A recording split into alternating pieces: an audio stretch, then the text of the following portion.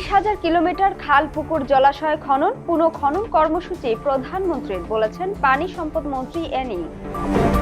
আলোচনার আগে ইরানের বিরুদ্ধে যুক্তরাষ্ট্রের বিস্ফোরক সিদ্ধান্ত। এক সারিতে থাকবে 6 গ্রহ, বিরল এই দৃশ্য দেখা যাবে যেদিন। আসসালামু আলাইকুম, জিবিসি টেলিভিশনে আপনাদেরকে স্বাগতম। আপনাদের সাথে আছি আমি সামিয়া সুলতানা। এতক্ষণ শুনছিলেন শিরোনাম, এবারে বিস্তারিত।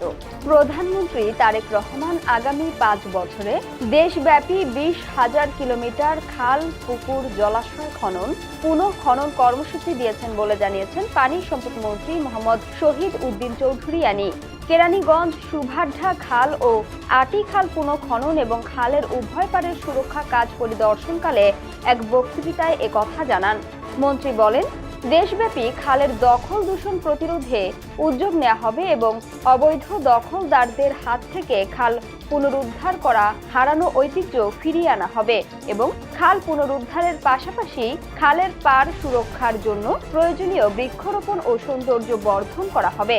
খাল খনন, উন্নয়ন ও সংরক্ষণে প্রয়োজনীয় অবকাঠামো নির্মাণ করা হবে এবং পাশাপাশি স্থানীয় সরকার মন্ত্রণালয়কে কাজে লাগিয়ে আধুনিক বর্জ্য ব্যবস্থাপনার উদ্যোগ নিতে হবে।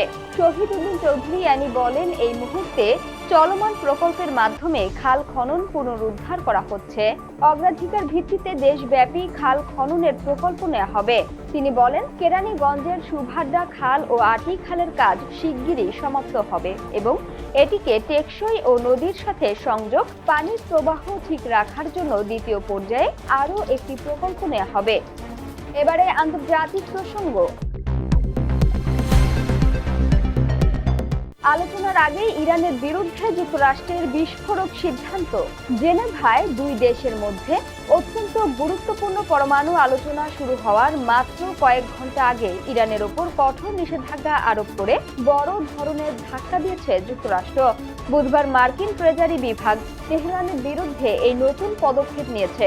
মূলত ওয়াশিংটনের সর্বোচ্চ চাপ প্রয়োগের কৌশলেরই অংশ এই নিষেধাজ্ঞা। এই নিষেধাজ্ঞার আওতায় ইরানের 4 জন ব্যক্তি, 30টিরও বেশি প্রতিষ্ঠান এবং বেশ কিছু তেলবাহী ট্যাঙ্কারকে অন্তর্ভুক্ত করা হয়েছে। মার্কিন প্রশাসনের দাবি, এই নেটওয়ার্কগুলো ইরানের ব্যালিস্টিক মিসাইল কর্মসূচি, উন্নত অস্ত্র সংগ্রহ এবং তথাকথিত গোপন তেলবাহী নৌবহরের সাথে সরাসরি যুক্ত। যুক্তরাষ্ট্র মনে করছে, ইরান তাদের অপরিশোধিত তেল গোপনে বিক্রি করে অর্জিত অর্থ দিয়ে অস্ত্র কর্মসূচি পরিচালনা এবং বিভিন্ন সশস্ত্র গোষ্ঠীকে সহায়তা করছে। বৃহস্পতিবার জেনেভায় মার্কিন প্রতিনিধি জ্যারেড কুশনার ও স্টিভ উইটকফের সাথে ইরানি প্রতিনিধি দলের চূড়ান্ত পর্যায়ের আলোচনায় বসার কথা রয়েছে।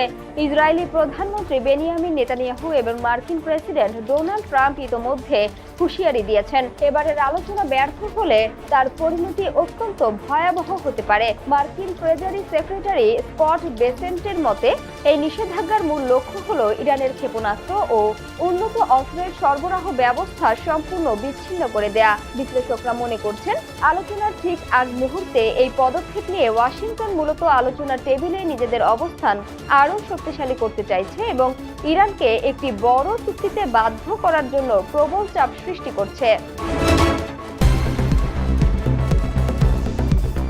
এক সারিতে দেখা যাবে 6 গ্রহ, বিরল এ দৃশ্য দেখা যাবে যেদিন। মহাজাগতিক এক বিরল দৃশ্যের সাক্ষী হতে যাচ্ছে বিশ্ববাসী। মহাকাশে এক সারিতে আসবে সৌরজগতের 6টি গ্রহ। খালি চোখেই তার বেশিরভাগটা দেখতে পাবেন মানুষ। যন্ত্রের সাহায্য নিলে পুরো দৃশ্যই ঝকঝকে হয়ে উঠবে চোখের সামনে।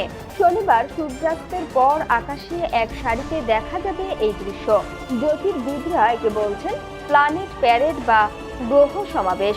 বাংলাদেশ থেকেও খালি চোখে এর বেশিরভাগ অংশ উপভোগ করা যাবে। বিশেষজ্ঞদের মতে সূর্যাস্তের প্রায় 30 থেকে 45 মিনিটের মধ্যে পশ্চিম আকাশে সারিবদ্ধভাবে দৃশ্যমান হবে বুধ, শুক্র, বৃহস্পতি, শনি, ইউরেনাস ও নেপচুন। আকাশের তুলনামূলক সংকীর্ণ অংশে এদের অবস্থানই তৈরি করবে দৃষ্টিনন্দন এই গ্রহ শোভাযাত্রার। জ্যোতির্বিদদের ভাষ্য, শুক্র, বৃহস্পতি ও শনিকে সহজেই খালি চোখে দেখা যাবে। বুধ পশ্চিম দিগন্তের খুব নিচুতে অবস্থান করবে, ফলে পরিষ্কার দিগন্ত রেখা না থাকলে এটি দেখা কঠিন হতে পারে। অন্যদিকে ইউরেনাস ও নেপচুন দেখতে দূরবীন বা প্রচুর টেলিস্কোপের প্রয়োজন হবে।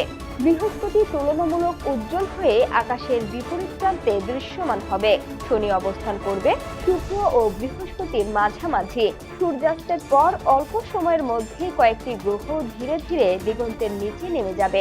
বিজ্ঞানীরা বলছেন, এই বিন্যাস মূলত একটি দৃশ্যমান প্রভাব। বাস্তবে গ্রহগুলো একে অপরের থেকে লক্ষ কোটি কিলোমিটার দূরে অবস্থান করে, তবে পৃথিবী থেকে দেখলে মনে হবে তারা একই সরলরেখায় অবস্থান করছে। সংবাদের শেষ পর্যায়ে শিরোনামগুলো জানিয়ে দিব আরো একবার। 20,000 কিলোমিটার খাল, পুকুর, জলাশয় খনন, পুনঃখনন কর্মসূচি প্রধানমন্ত্রীর, বলেছেন পানি সম্পদ মন্ত্রী এনি। আলোচনার আগে ইরানের বিরুদ্ধে যুক্তরাষ্ট্রের বিস্ফোরক সিদ্ধান্ত। এক সারিতে থাকবে 6 গ্রহ, বিরল এই দৃশ্য দেখা যাবে যেদিন। জিবিসি সংবাদে এই ছিল এখনকার মতো। বিশ্বের যে কোনো প্রান্ত থেকে সর্বশেষ খবর জানতে ভিজিট করুন জিবিসি অফিসিয়াল ইউটিউব চ্যানেল ও ফেসবুক পেজ। এতক্ষণ সঙ্গে থাকার জন্য ধন্যবাদ সবাইকে। পরবর্তী সংবাদ দেখার আমন্ত্রণ রইল।